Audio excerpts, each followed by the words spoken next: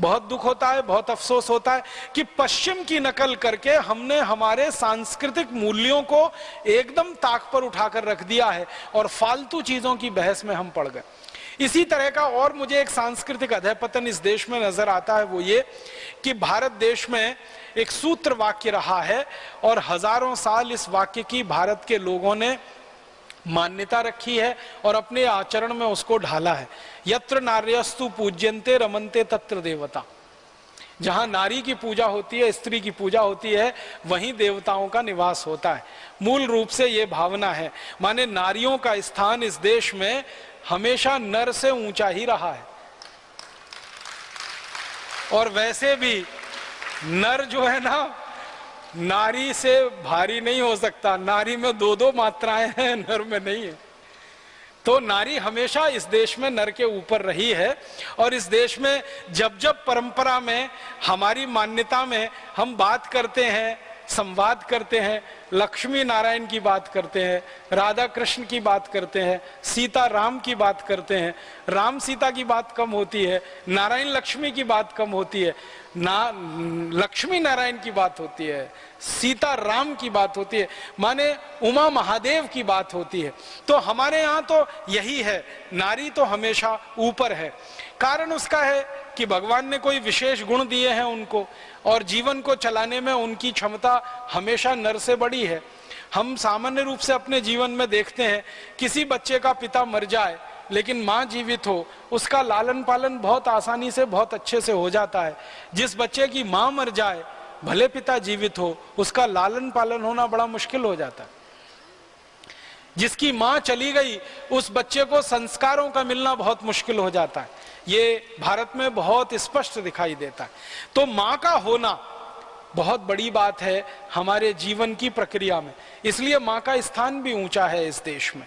और माँ का स्थान ऊंचा रहा, वैदिक काल में तो सबसे ऊंचा रहा है, और वैदिक काल के बाद मध्यकाल में भी 8वीं शताब्दी तक बहुत ऊंचा रहा है।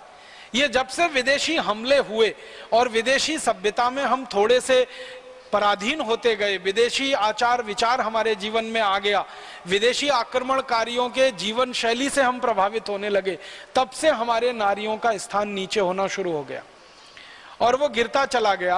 अंग्रेजों के जमाने में तो सबसे ज्यादा गिर गया, फ्रांसीसियों के जमाने में, पुर्तगालियों के जमाने में बहुत गिरा, अंग्रेजों के जमाने में सबसे ज्यादा गिरा। उसके पहले थोड़ा बहुत मुगल शासन काल में भी गिरा। तो वो गिरावट हम में आती गई। अब वो गिरावट हमारी खत्म होनी चाहिए थी, लेकिन आजादी के बाद हम जब इस सारे विदेशी प्रभाव से मुक्त हो गए, ये गिरावट रुकी नहीं है, ये बढ़ती ही चली जा रही। इसका मतलब क्या है? विदेशी प्रभाव से शारीरिक रूप से हम मुक्त हो गए, लेकिन बार बार मैं कह रहा हूं, मन से और आत्मा से अभी भी हम विदेशी प्रभाव में ही हैं। तो नारी को देखने की जो दृष्टि अंग्रेजों के समय में, नारी को देखने की जो दृष्टि फ्रांसीसी और पुर्तगालियों के समय में इस देश में आई, कमोवेश वही दृष्टि अभी भी हमारी आंखों में बसी है, और उसी का प्रभाव है जो नारियों की इस देश में बेइज्जती और दुर्गति हो रही। अंग्रेजों की मान्यता, यूरोप वालों की जो मान्यता है ना, वो नारी के लिए पता है क्या है? बहुत खराब लगता है। सारे यूरोप के दार्शनिक एक बात पर सहमत हैं, और वो बात ये है कि नारी में आत्मा नहीं होती। यूरोप के सभी दार्शनिक ये कहते हैं। अरस्तु कहता है, सुकरात कहता है, लेबिनिज कहता है, दिकार्ते कहता है, सारे यूरोप के दर्शन शास्त्री एक से लेकर अंतिम तक सब कहते हैं स्त्री में आत्मा नहीं होती, और स्त्री वस्तु के तरह की होती है। जैसे मेज होता है, जैसे कुर्सी होती है, वैसे स्त्री होती है। जैसे कपड़े होते हैं, वैसे स्त्री होती है।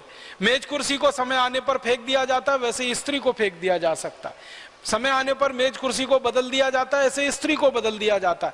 तो यूरोप और अमेरिका के दार्शनिकों ने ये जो मान्यता बनाई, और उस मान्यता के हिसाब से अपने देश में सैकड़ों साल उन्होंने जीवन चलाया, वही मान्यता धीरे धीरे हमारे देश में भी आई जब हम यूरोप और अमेरिका के प्रभाव में आ गए। और समाज के एक वर्ग में, भारत में विशेष रूप से, जो अंग्रेजी से प्रभावित है, अंग्रेजियत से प्रभावित है, उसमें भी ये चेतना बैठ गई है कि स्त्री वस्तु है, मेज कुर्सी की तरह से, पैंट कमीज की तरह से, जब चाहो इसको बदल दो, जब चाहो इसको उठाकर फेंक दो, जब चाहो इसका उपयोग करो, जब चाहे इसका उपभोग करो, और जरूरत पड़ने पर उसके हिसाब से, अपने हिसाब से कुछ करो।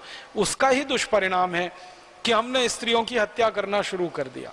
दहेज के लिए, हमने स्त्रियों की हत्या करना शुरू कर दिया छेड़खानी के लिए, हमने स्त्रियों की हत्या करना शुरू कर दिया उनके गर्भ में ही मर जाने के लिए। माने इतनी खराब स्थिति हमारे देश में आ गई है कि बेटियों को गर्भ में ही मार दिया जाए क्योंकि दहेज देना पड़ेगा, गर्भ में से जन्म लेकर अगर आ जाएं तो छेड़खानी में मार दिया जाए क्योंकि वो हमारी नहीं सुनती हैं, दहेज की हत्या कर दी जाए क्योंकि वो अपने साथ वस्तुएं लेके नहीं आई हैं। ऐसा माहौल पूरे देश में बन गया है और सरकार के आंकड़े बताते हैं कि बहुत दर्दनाक है। हर घंटे में 2 माताएं या 2 बहनें हमारी दहेज के लिए मार डाली जाती हैं। हर घंटे में 3 से ज्यादा माताओं बहनों के साथ बलात्कार हो जाते हैं। हर घंटे में 4 से 5 बहनों माताओं बेटियों के साथ छेड़खानी की घटनाएं हो जाती हैं इस देश में, और यह बढ़ता ही जा रहा है, बहुत खराब है।